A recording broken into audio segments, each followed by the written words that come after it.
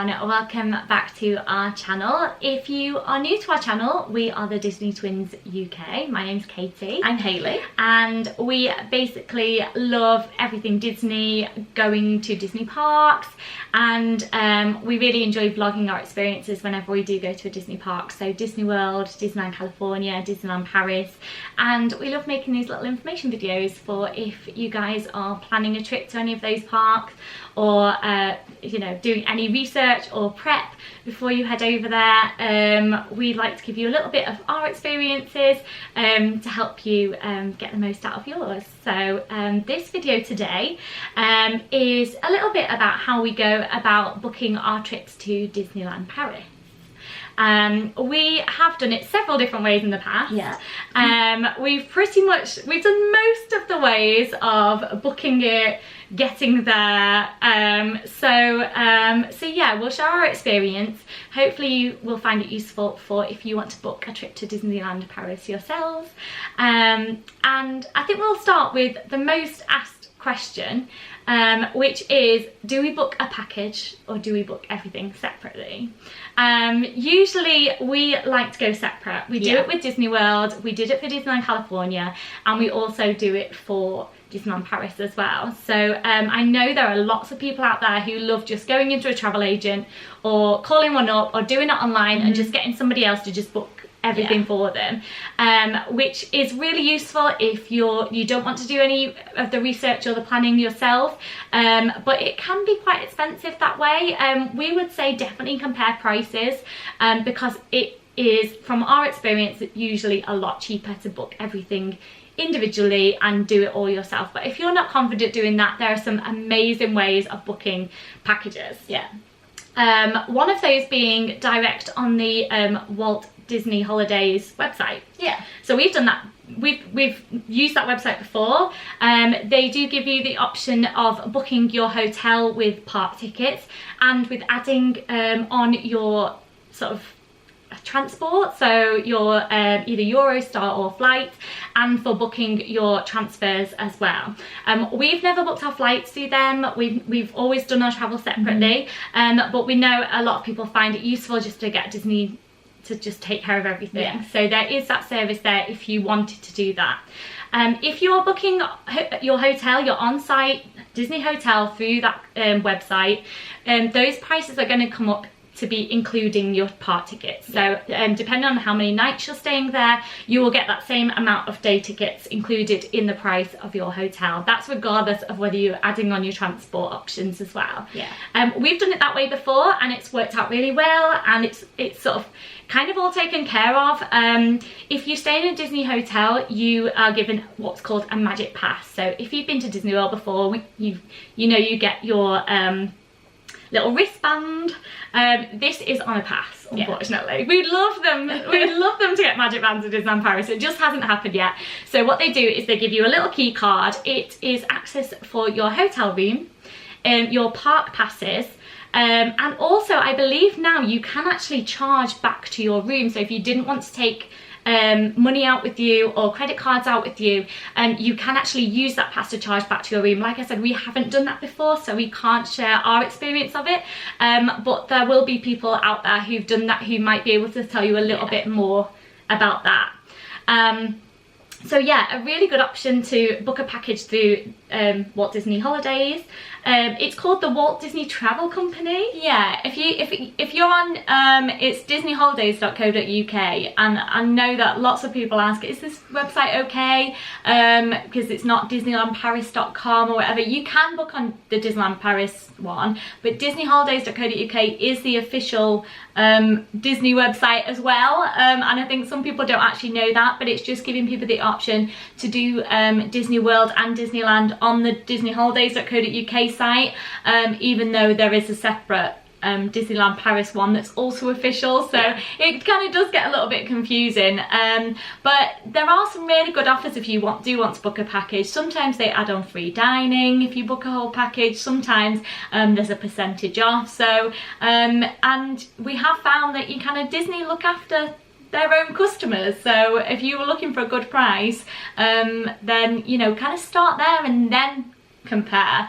because they're not trying to, you know, they don't kind of increase their prices, you know, that they're generally kind of the same, unless a different company have got a really good offer on or something like that. So it's worth mentioning as well, not something we've personally tried before, but it's worth mentioning that you can go onto different countries' Disneyland Paris websites, and they will have different offers.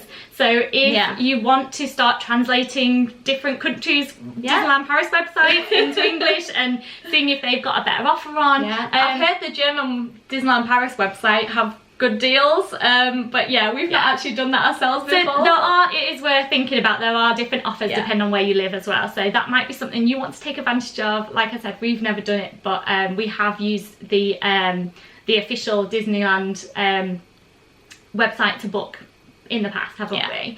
There are also other companies that will offer you a full package to Disneyland Paris. Magic Breaks is one of them. I know some of the sort of the more standard travel companies do it. So yeah, just have a look, see what's on offer. In our experience, we like to do it separately. So there's a few different ways that you can do that if you wanted to book your hotel and then your transfer and your travel, your way of getting there. So we'll talk a little bit more about how to do that. So when we book our hotel, we do tend to go through Disney to do that. And before we were annual pass holders, we did book where the passes are included. So when you go on there and type it in and you search, the price that comes up is the price for hotel and tickets. And that's using the Walt Disney Travel Company.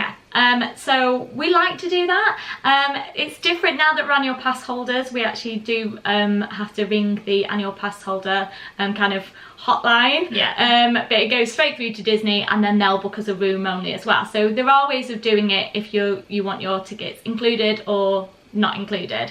It's also the same for other companies such as Expedia, Booking.com, all of those ones where you might book a hotel. So they will sometimes do prices with tickets and without tickets, so you just need to check that the price you're seeing and what's included in that, because lots of times it will be without part tickets on those sites, but they might give you an option of with, it might give you an option including breakfast, and you know, just look really closely at what you're actually getting for that price, I would say. But yeah, the Disney hotels are available in lots of different ways on lots of different websites, so you kind of have to do a little bit of legwork if you want to get the best deal and know what you want as well. Do you want passes? Do you not want passes? Do you want to include any food? So really have a close look at what they are offering and what you are paying for, that price, what is actually included. So if you are booking a hotel stay that does not include tickets, there are several places you can get them from. Obviously you can turn up on the day and pay on the gate, but that is always going to be the most expensive option. So we have actually never done that. We've never turned up to Disneyland Paris without a ticket. No. We got annual passes this year, so we can use those for all of our trips for this year. So that is, you know, means you haven't had to sort of shop around too much trying to find the best deals on the ticket only prices. And getting those annual passes wasn't something that we knew we definitely want to go lots of times, so we're going to get annual passes. We actually saw the price of the tickets and the packages and then had a little look at annual passes, and actually it worked out that we could kind of include the majority of the annual pass ticket price for one trip, and then any trips that we went on after that, the tickets would have already been paid for. So it is worth kind of having a little look to see how much they are, and depends on what kind of ticket you want to get, what perks you want to get, when you want to go. So there's a lot involved in that. We have actually got an annual pass video, so if you want to check that out, it'll give you a little bit more information, and also there's information on Disney's website obviously that you can go and have a look to see, but again it's about comparing those prices. You can book lots of tickets at lots of other places.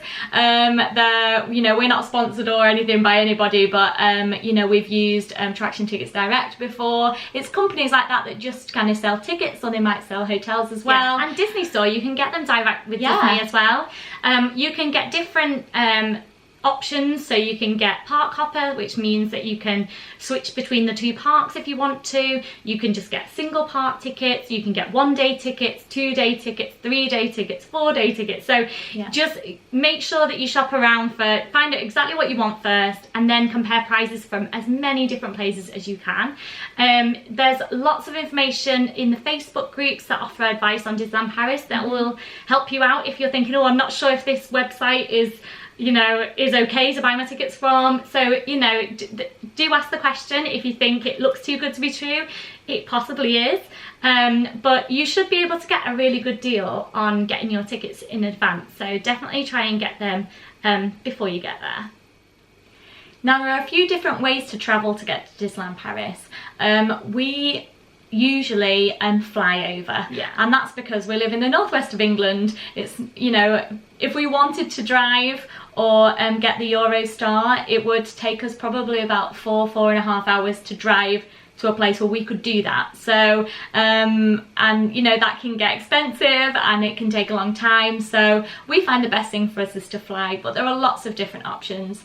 If you want to fly, there are 2 airports that people usually fly into if they want to go to Disneyland Paris. There's Charles de Gaulle, which is the one we try to fly into because it's the closest one. The other one, I think it's Beauvais. I'm not sure how to pronounce it, but it's further out. It is a little bit further away, so we aim for Charles de Gaulle if we can, and we usually fly with EasyJet. EasyJet have direct flights from Manchester and from Liverpool, so depending on the price, we just kind of pick one of those. There are other ones as well. I know that we've flown Flybe before, haven't we? So there are a few budget airlines that can get you over there for a relatively good price, and it's kind of our cheapest and quickest way of getting there. Now, if you live in the south, then I feel like you've got more options. You can take a flight, but also you could drive over and kind of go through the Eurotunnel and all that sort of thing. Or on a ferry. Or on a ferry. Or you can take the Eurostar. And Eurostar, you can get direct or indirect train to Disneyland Paris. Yes, like right outside of Disneyland. Yeah. It's obviously more expensive if you want to go direct, but it's probably the quickest and easiest way, I would say, if you're going to do that route. Otherwise it's kind of like a change and it's going to take you a little bit longer, but that'll be cheaper. Again, we haven't been able to do this, but there are lots of people on the Facebook groups who can advise you if you're looking into Eurostar or driving over, getting the ferry or the tunnel or however you want to do it. There are lots of Disneyland Paris groups that are so helpful. Yeah, so if you're going to look in for information on how to travel that way, we're probably not the best people to ask, but there are options. It just depends on where you live and how much you want to spend. Now, if you are flying, which is what we usually do, you will need a way of getting from the airport to Disneyland. We've only ever done a taxi transfer, so we have got no personal experience of using the train or getting the coach service that you can pay extra for with Disneyland Paris, which is the Magic Shuttle. So we can only really give you our personal experiences of getting a taxi transfer, but it's always really worked out well for us. The company that we usually use is called Prestige Private Transfer. There are actually 2 different companies with very similar sounding names, but the one that we use we will leave in the link below. And we have had the best service from them every time we've used them. You can go onto their website. They'll have a form to fill in with sort of all your information, and you can actually get an online quote as to how much it's going to cost you then and there. They previously had a online payment system, but they've since removed that. So what you do is you do your booking through that sort of quotes, sort of that online form, and then you pay the driver so half of it once you get to your hotel, and the other half of it when he drops you back at the airport if you're booking a return, which is what we usually do. Generally we've paid around about 130 euros for a return for the whole car. It does depend how many of you that is. That was for 4 people. slightly cheaper if there's only 2 of you, slightly more expensive the more people you get. But I think the cars are pretty big. They're luxury sort of SUV type cars. Yeah. The drivers have always been fantastic. Yeah. We always get delayed. We've never sort of been there exactly at the time we've kind of told them we'd be arriving, and they've always still been waiting there in arrivals with sort of an iPad or a sign that had our name on it, and they'll help you all the way to their car, you know, with your bags and everything. They take your bags off you and get those loaded into the car, and then it roughly takes around about 40 minutes depending on traffic, depending on where you're staying and what time of day it is. And then, you know, they're really super helpful once you get there, unloading your bags and everything. So we've always had a fantastic service in them. There are other people who do that as well, so just have a look. I'm sure other people will have different recommendations as well. And also we have heard that people have used Uber, but we have heard a few horror stories as well. So not that we can say from our experience, but it's something we have looked into but kind of got put off. So it is, if it's something that you're, you know, we use Lyft when we're over in Florida, and we really like using Lyft, but we've never used it in France, and it's not to say it's not fine in France, but it's kind of something that we know is an option, but we kind of just got put it off by a few comments. So it's available, but it's worth thinking about, and you know, we've heard that they sometimes you'll get it and then they'll cancel, and you know, then you're trying to search for another one and things. So just bear that in mind. Yes, having a private taxi transfer, you know, it's, you know, 130 euros. It sounds quite a lot of money, but it's so convenient, and we just feel safe, and that's what's important to us, isn't it? So yeah, definitely recommend them. They are fantastic, but yeah, again, it's worth looking into all the different options. So there are lots of different ways for lots of different prices. It just really depends on what you're comfortable with. Yeah, obviously a quicker option is always going to be the train, and I think there are 2 different types of train that you can get, but one of them literally makes it in 10 minutes. Yeah. So and it drops you, you know, right, the station is right at the entrance to Disneyland. Yeah, we are going to try this. We are going to give this a go. Yeah, we are going to try it because we are interested in finding out how quick and how easy it is. So we will definitely be trying that one, and we'll definitely try and put something up in terms of a review or sharing our experience to how we do that, because that definitely seems like another option that people have really recommended. It may be that if you are a big party, or you've got very small children, or you've got a lot of luggage, that it might not be for you, and you might want to go for the sort of private transfer option or the shared coach provided by Disney that you pay extra for. But definitely sort of work out sort of what the needs of your party are, when you're going to be doing it, how much you want to spend, all those considerations, and then roughly work out how much it's going to cost you. And I think that will really help you make the best choice for you and your party. Now, we did want to answer some questions that we've been getting about booking a Disney hotel. We do like to stay at a Disney hotel, but sometimes people wonder kind of, why am I paying this much money when people on TripAdvisor say that it's basic? We stay in the cheapest Disney hotels just because of really location, getting extra magic time. There are a few of those perks, but I just wanted to clarify what it means when you are booking a Disney hotel, that you aren't, you know, people wonder what they're getting for their price apart from obviously those perks. So I just thought I'd mention it here. If you do want to see a room tour, we have got one for Santa Fe already on the channel, and it does show exactly what is in the room, and especially if you're interested in that hotel, there'll be a bit more information on there. But we just thought we'd just cover it a little bit in this video, because I know that lots of people want to know, well, what's in there? People are saying it's basic, what am I booking?